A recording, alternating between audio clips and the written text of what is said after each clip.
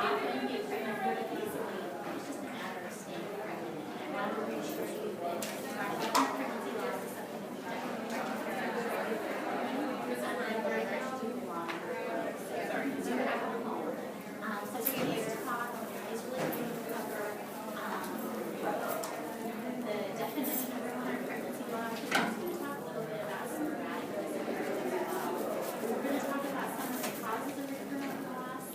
And I'm not going to go into great detail about different causes because each one is really good. An hour-long lecture in itself. And no one wants a lecture on a nice Saturday morning. We're also going to talk about some of the treatment options. Treatment options for a category of recurrent loss called idiopathic recurrent loss.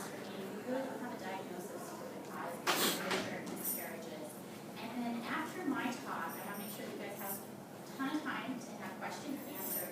The nurse Judy is going to give a talk about mind body therapy as well as infertility treatment as well as recurrent miscarriage. And I'll be talking towards the end of my talk about why that is so important for both diagnoses. So before we talk about recurrent miscarriage, we need to talk about sporadic miscarriage, meaning, gosh, you finally got pregnant with your first pregnancy and unfortunately miscarriage. And I wish this is something that we would talk about because almost every woman at some point in her life has experienced a miscarriage. And it's just not something that we talk about in a lot of company. We don't want to make our friends uncomfortable. We don't want to make our family uncomfortable. And we just don't know what the dialogue is for that conversation. But sporadic miscarriage is incredibly common. It impacts 15% of every pregnancy. And when I see patients with recurrent miscarriage, like I finally talked to my mom about this, and she had a miscarriage. And back in the days when we had large families, most women had had one, if not more miscarriages at some point in their time. So it does impact 15% of all pregnancies, but it's very age dependent. So by the age of 40% of pregnancies end in miscarriage, and that's because of aging of the eggs. You have a much higher likelihood of having a genetically abnormal pregnancy after the age of 35, certainly after the age of 40. Now, recurrent pregnancy loss is defined as 2 or more consecutive, so back-to-back miscarriages. And with the American Society of Reproductive Medicine, we're very active with the early pregnancy special interest group, and we're starting to think about changing that definition because, gosh, it doesn't matter if you have one life or if you've seen those 2 miscarriages. And we're starting to think that perhaps it doesn't. So that may even be a definition that's going to change again in the next few years. But again, it's defined as 2 or more consecutive losses. 5 years ago, it was defined as 3 or more consecutive losses before we do an evaluation. And the reason that changed is because we knew that the probability of having a miscarriage whether or not you had 2 consecutive or 3 consecutive miscarriages was the same to have another loss. So gosh, we should do an evaluation. Recurrent pregnancy loss impacts about 5% of the population. It's much more common for our older patients, certainly.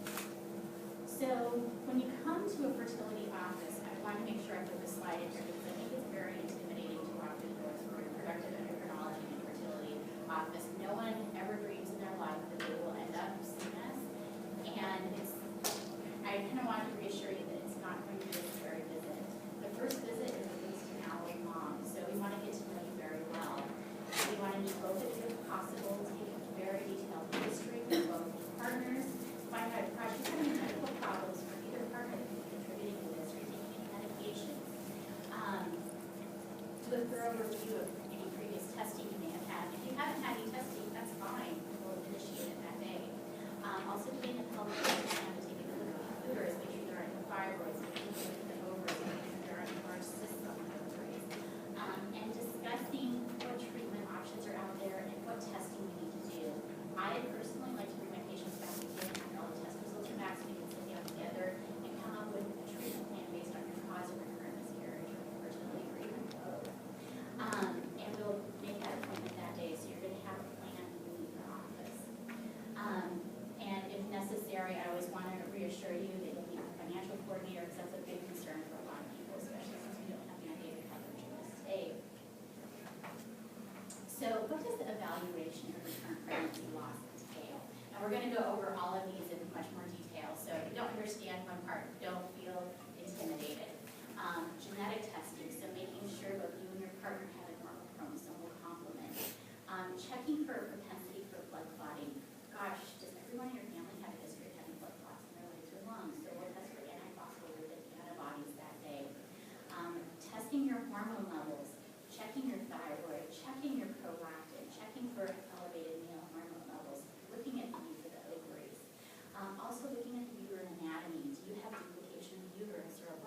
fibroid or polyp we could remove and surgically repair and return your fertility to normal. Also, I see patients who are currently undergoing miscarriage, and I offer those patients genetic testing of those fetal tissues because, gosh, if it's chromosomally abnormal, we have an answer for this loss, and we have an answer for other losses as well. Also doing cultures for a uterine or cervical infection if there's a high suspicion for that. A semen analysis. Basically, no guy gets out of our office without a semen analysis. And I just want to reassure guys they can collect at home so it doesn't have to be embarrassing. And then I always like to do standard prenatal labs as well because, gosh, if there's a health issue you need to address before pregnancy, we should do that before pregnancy as opposed to being scared after the first part of the first trimester because you find out that, gosh, you have kidney disease or you're profoundly anemic or you may be a cystic fibrosis carrier. So I want to talk to you about each one of these causes of recurrent pregnancy loss very briefly. And again, because of time limitations today, we can't go into great depth for each one, but it'll give you kind of a flavor for what some of the causes of recurrent loss are. So after we do the testing, you can see how the different causes break out. So genetic causes are very rare and have very distinct family history of recurrent loss throughout the generations. A large number of patients have thyroid disease, and it's very easy to correct. 15 to 20% will have antiphospholipid antibody syndrome. Again, very easy to correct. But you'll still see that after this testing, there's going to be a large number of patients that don't have a known cause for their recurrent loss, but we still have treatment options for you. So, of course, the treatment depends on your diagnosis. It must be individualized for each patient. So, talking first about some of the genetic causes, it impacts about 2 to 5% of the patients, and it's relatively rare. And the way I always describe it is, gosh, you are very normal, you have a normal complement of chromosomes, but one of those chromosomes is going to flip over. And when it recombines with your partner's DNA, you can get an excess of one chromosome or another. So this accounts for a small portion, for example, Down syndrome, where you have 2 million of chromosome 21. And these can be rearrangements, translocations, where their flip over is the most common, sometimes a little bit of chromosomes missing. Treatment options include expectant management because 1/3 to 1/4 of the time you will have a healthy pregnancy. And that's what most patients choose, and we give them a lot of emotional support to pursue those next pregnancies because it does take a lot of stamina, knowing that you're going forward with anticipation that you may have a miscarriage. Some patients, depending on who has a translocation, elect to use donor sperm or donor egg. Now, in vitro fertilization, where we biopsy an embryo and test it for the genetic components, is another option. It doesn't work as well for translocations, but it is an option. And it depends on your translocation as well. We don't have a test for every single one of them, but that is another option as well. Ultimately, it will not improve your live birth rate, though, but it will decrease your chance of miscarriage in that pregnancy. Patients, and the reason for that is that patients who have these translocations don't tend to have as good of embryo quality, probably because of some genetic instability. And again, this is a very specific instance where we have treatment options, but it only impacts a small percentage of patients. Now, anatomic causes often are very easily surgically remediable and will restore your fertility to normal. The most common one we see is what's called the septate uterus. And as many of you may know, our uterus starts out in our mother's womb as having 2 horns. So for you that have done any laboratory research, it smells like a mouse uterus or even a sheep uterus or something like that, where it starts off as 2 horns and around 20 weeks it begins to fuse together into one uterine cavity. Sometimes it doesn't completely fuse and you get this fibrous band in the middle. Well, guys, you can imagine there's not much blood flow to this basically scar tissue down the middle of the uterus, so an embryo can't implant. Or it'll only implant to a certain extent and will cause a miscarriage. Well, this is something we can fix very easily and it'll restore your fertility and restore recurrent miscarriage back to normal. Something else that we tend to find in recurrent loss patients is something called Asherman syndrome or intrauterine scarring, and that's for patients who have multiple DNCs or an infection after vaginal delivery, and you get scarring within the uterine cavity. And again, that's something that we can minimize hysteroscopically, so very simple outpatient procedure, and it restores your fertility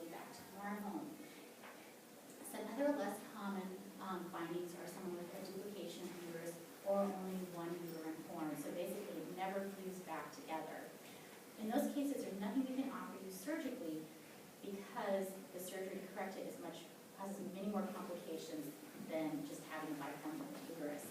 But that means we're going to watch you really closely early in pregnancy, preterm delivery, miscarriage, and really support you early in pregnancy. You see that your obstetrician, once you get to a certain point, very frequently.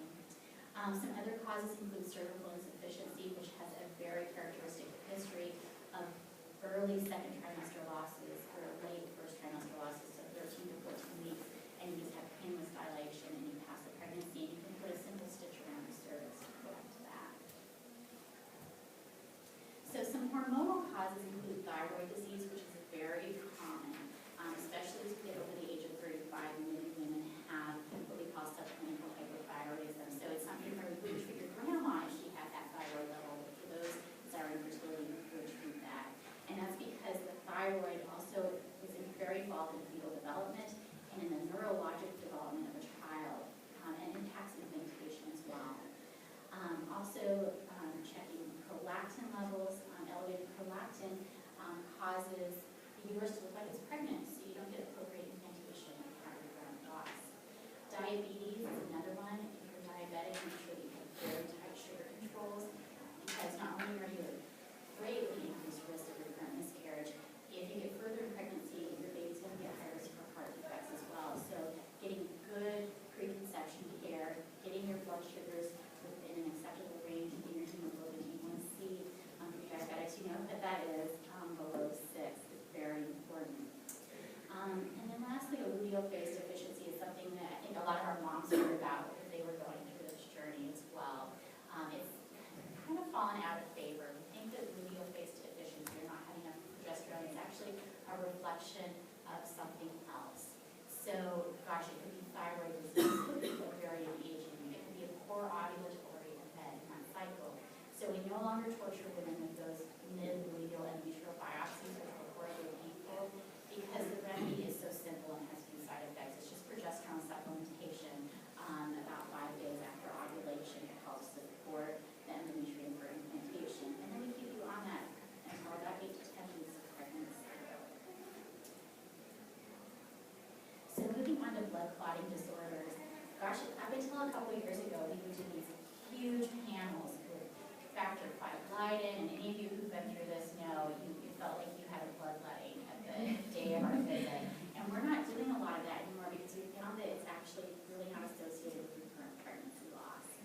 But we do know that antiphospholipid antibody syndrome is, and is very treatable. And that's basically where your body makes antibodies against the platelets in your bloodstream, and that's what causes the blood to clot. And so you have an increased propensity for clotting. So anyone who's had recurrent miscarriage, or if they've had a preterm delivery less than 34 weeks, or had severe preeclampsia or lost pregnancy complications, should be tested for this. And the treatment's very simple. It's baby aspirin and some injections of blood thinner throughout the pregnancy. So very simple. Uterine infections are actually very rare in this country. Occasionally you will see someone that's a recent immigrant that has tuberculosis of the uterus. But there are a few patients out there that do have recurrent uterine infections, and if you have that history or something suspicious for that, we do recommend doing cultures and then of course treating with antibiotics for a prolonged period of time. And of course, you're going to be giving bacteria not interest. So after we do all of this, again, I just want to show this pie chart about how things break down. You can see again the genetic causes are actually very rare. And there's still going to be a large number of patients that fall into this unknown category. So what do we have to offer the patients where we don't find a cause for recurrent pregnancy loss? Well, we definitely do have treatment options. And often these patients that fall in the unknown category are likely having repetitively genetically abnormal losses. And this is very common for our patients, especially our over the age of 40. So again, after the age of 40, your risk of miscarriage does go up. Doing in vitro fertilization, where we begin genetically test those embryos, is an option, but it's very controversial because it won't necessarily increase your long-term live birth rate, but will decrease your miscarriage rate in that very pregnancy. So depending on how you look at things and how people look at these large studies, it's controversial as to whether or not that's beneficial or not. But for some patients, because of the emotional stress they're going through, each loss, perhaps they've had a loss that was affected by Down syndrome,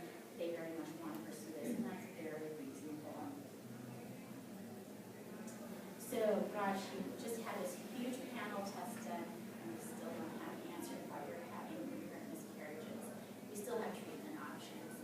So there's a high likelihood that it could be very aging, but also we know that progesterone may very well be a benefit, and giving it on a luteal base, so after you ovulate, so it's right during that time of implantation. Also, baby aspirin, very simple, it's good for your heart, and as long as you don't have any gastric reflux, probably is a good thing to be on irrespective, but it may help promote implantation.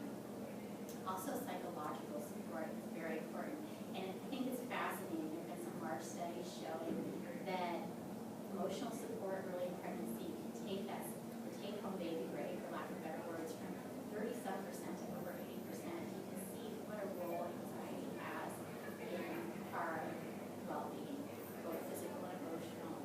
And what tender loving care meant in this one large study was weekly visits to see your OB early in pregnancy, so weekly ultrasounds to make sure your baby's developing normally, that the pregnancy's progressing normally. Early on, doing beta HCG levels every other day, having a nurse you can talk to that can give some counseling support and help reassure patients early on makes a huge difference. Ultimately, I just want to reinforce recurrent pregnancy loss really can require a multidisciplinary approach. So that means not only a endocrinologist such as myself, sometimes high-risk OB if mom has a history of multiple sexual complications. If you have blood clotting disorder, she may need to see a hematologist. Genetics play a large role in this. The embryology lab, you have to go through IVF.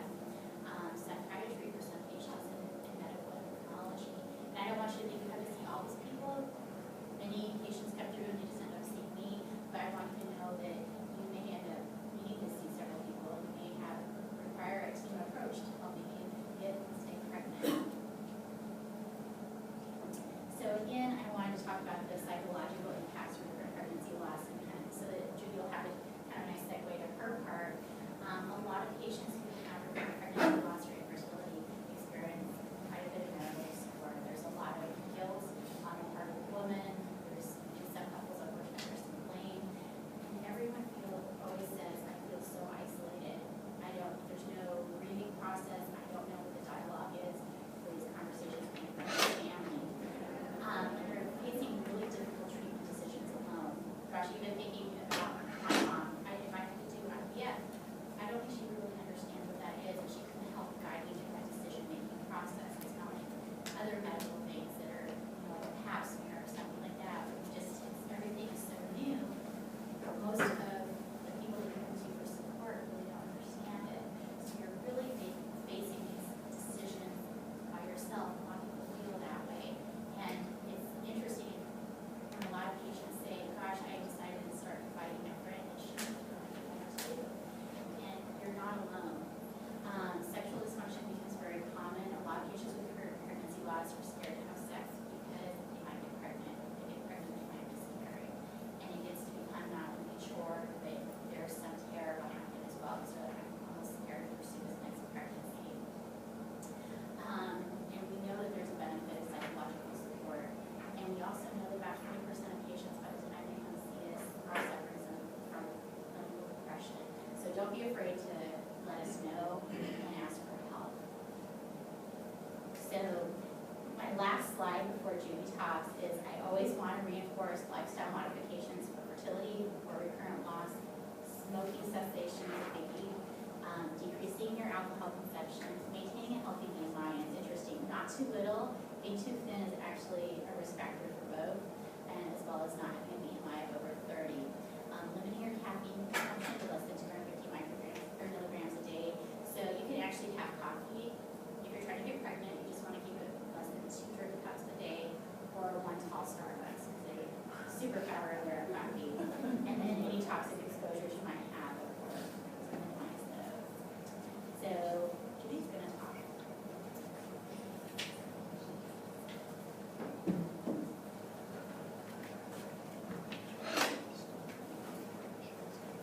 Good morning. Like Dr. Cook said, I'm Kay, and I have the great pleasure of being her nurse and the mind body coordinator for the clinic. I get to be part of this brain over here.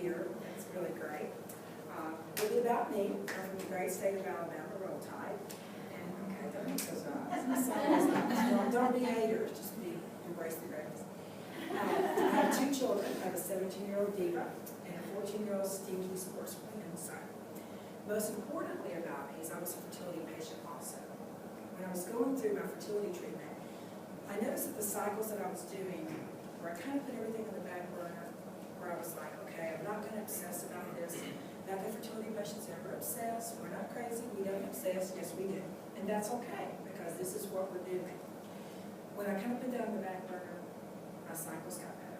So, of course, I thought I was completely brilliant. I have stumbled upon the answer for all infertility. Well, that's not true.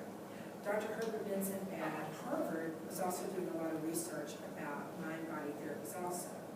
And what he discovered that was so interesting is that as stress went down, all those nasty hormones that you used back in the caveman day when you ran away from a saber-toothed tiger, when you learned to run faster, jump higher, hit harder, those are all the things that are also interfering with your fertility. So what do? We have to learn to turn some of those things off. And so that's what we do with mind-body therapy. So a couple of ways that we can do that, I'll try to make this kind of short and sweet, is through meditation. With meditation, we're not asking you to levitate or to walk on hot coals or chant. Unless you can do that, then let's all watch. I'm going to say that. But there's different types of that meditation. And everything's not going to work for any one person. There's several things that we suggest. But whoever you can listen to that are kind of will redirect you and kind of turn off all that chatter that you hear in your brain. One type of meditation you can use is the repetition of those words, the or the things that people use during delivery, the laws of reproducing. You can do imagery, where you go to your happy place, and everybody's always done a happy place when you get your lab work done. That's a type of imagery. Or you're going to do something that's a total relaxation. And I think those are pretty good. You learn to relax from the top of your head to the bottom of your toes. Another thing that you can do is acupuncture, which is great. There's a lot of really good research coming out now from Harvard that is showing why acupuncture works and actually putting a lot of science behind it. Before, we knew that it worked, we weren't really sure why it worked. So those Chinese are really pretty brilliant, thousands and thousands of years of doing it. And there's different people that you can go to for the acupuncture. Just make sure if you do, it's real important to have someone who's certified in acupuncture. You don't want Uncle Joe in the basement sticking some pins in your ear, okay? That's not a good thing. You're not going to acupuncture, I can tell. Okay. He's like, Uncle Joe's not sticking me, but the third thing you can do is fertility yoga. And I'm not talking about 900-degree spandex wearing, I weigh 100 pounds yoga. I'm talking about relaxation yoga. Not the time where you go in and you start like a pig. You got to go in and you want to relax. That's the whole point of this, is to relax. When we relax, what happens is our heart rate goes down, our respiratory rate goes down. We start to completely let go. We want all that blood to go to the places it's supposed to go and not keeping us away from things we don't want it to be. You don't have any questions so far? Anything you want to think of? Is this a confused? Okay. Bear with me. A couple of things as far as with meditation. There are some CDs that I think are great. If y'all want to take a few little notes. There, on iTunes, you can find a CD from Leslie Kagan. It's Kagan. And all these things are also in the gift bags that we're giving away. Some of them are prizes, if you want to kind of jot down the names and stuff. But it's Leslie Kagan, Kagen. It's just a total relaxation. It's called Healing Meditations for Mind and Body, which is absolutely brilliant. But there are other things out there. There's things you can get anywhere from Deepak Chopra, which was a little bit out there for me, my Southern Baptist upbringing. So that takes me a little bit out there. And to things that are more mainstream. With as far as yoga, there's another brilliant CD you can get. His name is Jolan Cohen. It's C-O-W-A-N. And I know you can get it on Amazon. I'm not sure about iTunes. Acupuncture, if anybody needs any names, there's some really great acupuncturists in town. We have a great wealth of acupuncturists in Kansas So really, the main thing that we're looking for are ways to calm you down and let the good things take over. Any questions? Try to make that go fast. Okay. I have one slide showing some other great resources for recurrent pregnancy loss. And before I show you that, I do want to give you some optimism today too. After even a large number of miscarriages, the chance your next pregnancy will end in live birth is actually quite high. So you can see after 3 losses, it's around 60 to 70%.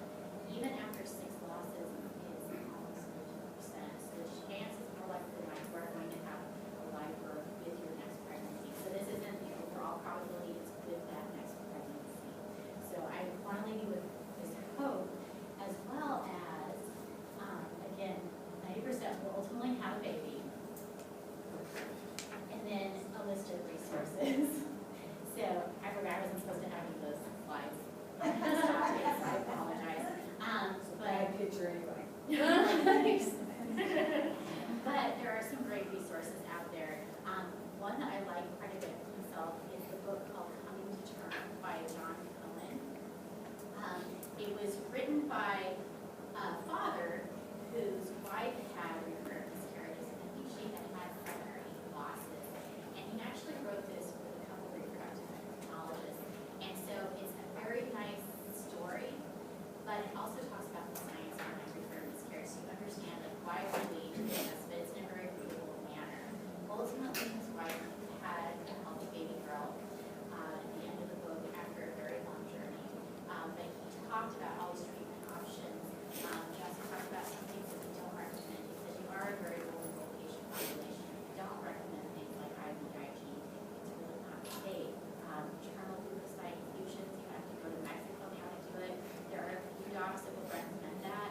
I've seen patients that have hepatitis B from their partner. It can also cause transfusion reactions. If there's no benefit, it's not safe. Also doing those natural killer cell assays. Natural killer cells are actually important for implantation. They sound horrible, but they allow the embryo to help make the lining. And I've seen patients that have spent thousands of dollars on these assays that you know from studies aren't effective. So be cautious as well. But these are some great resources. American Society for Reproductive Medicine has some great patient education material about recurrent pregnancy loss and just makes it new material. Also infertility and all sorts of different types of infertility.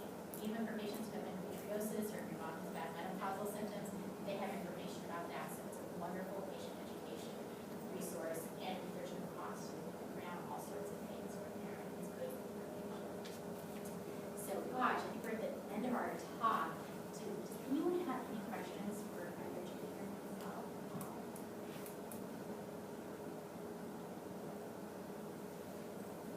You're so smart. All right, well, gosh, if you have any more private questions, we'll be up here, so feel free to